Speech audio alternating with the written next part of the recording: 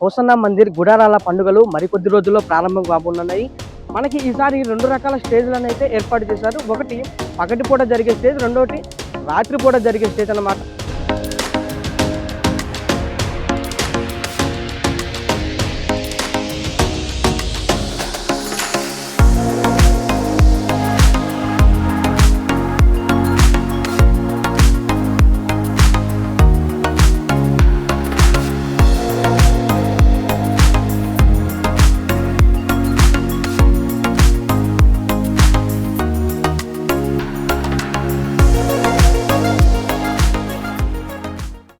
2026వ సంవత్సరం 49వ వార్షికోత్సవ హోసన్నా మందిర్ గుడారాల పండుగలు మరికొద్ది రోజుల్లో ప్రారంభం కాబోతున్నాయి. సో దానికి సంబంధించిన పనులన్నీ కూడా ఎలా జరుగుతున్నాయి, ఇక్కడికి రావాల్సిన వాళ్ళు ఎలాంటి జాగ్రత్తలు తీసుకోవాలో ఒకసారి చూద్దాం. 2026వ సంవత్సరం గుడారాల పండుగలు లేపల్లె గ్రామంలో ఉన్న హోసన్నా మందిర్ దయాక్షేత్రం వద్ద నిర్వహించనున్నారు. హోసన్నా గారు తన పరిచర్యను ఈ లేపల్లె గ్రామంలోనే ప్రారంభించారు. ఈ హోసన్నా దయాక్షేత్రాన్ని 2024వ సంవత్సరం నవంబర్ నెల 23వ తారీఖున ప్రతిష్ఠ చేశారు. ప్రతి ఆదివారం రోజున ఇక్కడ కొన్ని వేల మంది భక్తులతో ప్రార్థనలు నిర్వహిస్తున్నారు. దీనికి ఎడమ వైపుగా వెళితే గుడారాల పండుగకు నిర్వహించే సభా ప్రాంగణం వద్దకు వెళ్తాము. 2026వ సంవత్సరం 49వ వార్షికోత్సవ హోసన్నా మందిర్ గుడారాల పండుగలు ఈ సంవత్సరం మార్చి 5వ తారీఖున సాయంత్రం 5 గంటల నుంచి మార్చి 8వ తారీఖున మధ్యాహ్నం వరకు అయితే కొనసాగనున్నాయి. సో దానికి సంబంధించిన ఏర్పాట్లన్నీ కూడా ఇక్కడ చాలా అంగరంగ వైభవంగా అయితే చేస్తున్నారు. ప్రజెంట్ అయితే మనం హోసన్నా మందిర్ దయాక్షేత్రం దగ్గర అయితే ఉన్నాము. సో ఈ ప్లేస్ లోనే ఈ సంవత్సరం గుడారాల పండుగలన్నీ కూడా జరగనున్నాయి. మనకి ఈసారి 2 రకాల స్టేజ్లను అయితే ఏర్పాటు చేశారు. ఒకటి పగటిపూట జరిగే స్టేజ్, రెండోటి రాత్రిపూట జరిగే స్టేజ్ అన్నమాట. ప్రజెంట్ అయితే ఇప్పుడు మనం పగటిపూట జరిగే కార్యక్రమాలకు సంబంధించిన స్టేజ్ దగ్గర అయితే ఉన్నాము. ఇవన్నీ కూడా గుడారాలు అన్నమాట. సో వీటి కింద కొన్ని లక్షల మంది భక్తులు అయితే ఈసారి ప్రేయర్స్ జరుపుకొని ఉన్నారు. సో ప్రజెంట్ అయితే ఇప్పుడు మనం ఈ పగటిపూట ఉండే స్టేజ్ లోపలికి వెళ్ళి ఎలా ఉన్నదో చూసొద్దాం. ఈ గుడారాల పండుగను పర్ణశాలల పండుగ అని కూడా అంటారు.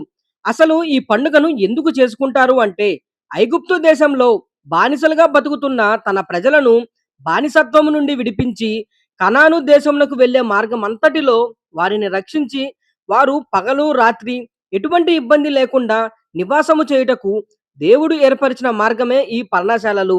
ఆ ప్రజలు దేవుడు చేసిన ఈ గొప్ప మేలును ఎన్నటికీ గుర్తు చేసుకోవాలని దేవుడు ఆశించి ఈ పండుగను చేయాలని వారిని ఆజ్ఞాపిస్తాడు. అందువల్ల ఈ గుడారాల పండుగను జరుపుకుంటారు. ఈ ప్రాంతం అంతా కూడా ఇలా కర్రలతో కట్టి వీటిపైన గుడారాలను కప్పుతారు. వీటి కింద కొన్ని లక్షల మంది భక్తులు ప్రార్థనల కూడికలు జరుపుకుంటారు. మార్చి 5వ తారీఖు నుంచి 8వ తారీఖు వరకు వచ్చిన భక్తులు అందరికీ ఎండ వానకు ఇబ్బంది లేకుండా వచ్చిన భక్తులు ఇక్కడే 3 రోజులు నివసించే విధంగా వారికి భోజనం, వసతి సదుపాయాలను ఏర్పాటు చేస్తారు. ఇక్కడ కనిపిస్తున్న బ్లూ కలర్ పరదాలను పైన పరిచి గుడారాలను నిర్మిస్తారు. ప్రతి సంవత్సరం దాదాపు 3 లక్షల మందికి పైగా భక్తులు ఈ గుడారాల పండుగకు హాజరవుతారు. పైన ఎండ తగలకుండా పరదాలను ఎలా కప్పుతారో అలాగే కింద కూడా ఈ ఎండుగడ్డిని భక్తులకు అసౌకర్యం కలగకుండా, రాళ్ళు గుచ్చుకోకుండా కింద భాగాన ఈ ఎండుగడ్డిని పరిచి వాటి మీద పరదాలను ఉంచుతారు. సో ఇదన్నమాట పగటిపూట నిర్వహించే ప్రాంగణం. ఇవన్నీ కూడా డెకరేషన్ ఐటమ్స్ లాగా ఉన్నాయి. చూస్తుంటే రాజులు ధరించే కిరీటం, వాటి మీద సిలువ గుర్తులు ఉంచి చాలా అట్రాక్టివ్ గా ఉన్నాయి. కిందటి సంవత్సరం కూడా ఇదే రకమైన అలంకరణను ఏర్పాటు చేసినట్లున్నారు.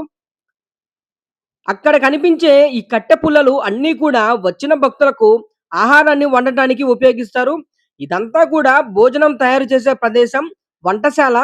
సో భోజనం తయారు చేసే వాళ్ళకు కూడా ఎటువంటి అసౌకర్యం కలగకుండా పైనంతా చక్కగా తాటాకులతో పందిరిలాగా వేశారు.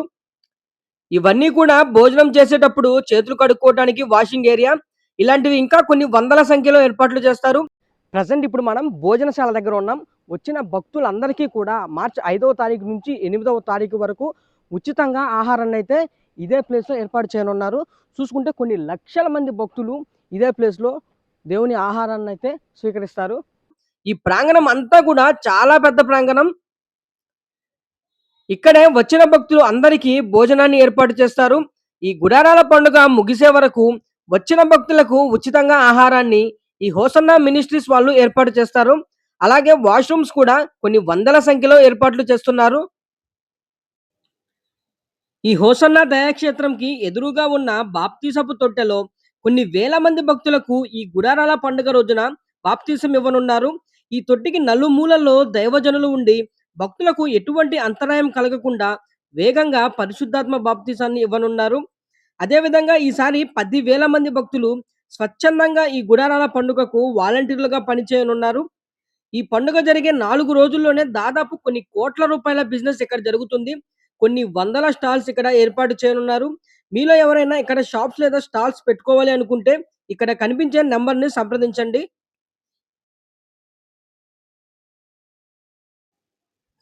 ఇప్పుడు నైట్ స్టేజ్ దగ్గరికి వెళ్దాం. ఇదే రాత్రిపూట ప్రార్థనా కూడికలు నిర్వహించే ప్రాంగణం. ఇదే దైవజనులు, ముఖ్య ప్రసంగికులు ప్రసంగించే స్టేజి. ఆ స్టేజ్ చూడండి ఎంత పెద్దగా ఉందో. చివరి వరుసలో ఉన్న భక్తులకు కూడా కనిపించే అంత ఎత్తులో ఈ స్టేజిని సిద్ధం చేస్తున్నారు. ఈ గుడారాల పండుగ ఉత్సవానికి రాష్ట్రం నలుమూలల నుంచి, పొరుగు ప్రాంతాల నుంచి అనేక మంది హాజరవుతారు. భక్తులు పంట కోత తర్వాత దేవుడిని పూజించి రాబోయే సంవత్సరంలో పండుగ సమయంలో ఆరోగ్యకరమైన, సంపన్నమైన జీవితం, మంచి పంటలను ఇవ్వాలని భగవంతుడిని ప్రార్థిస్తారు.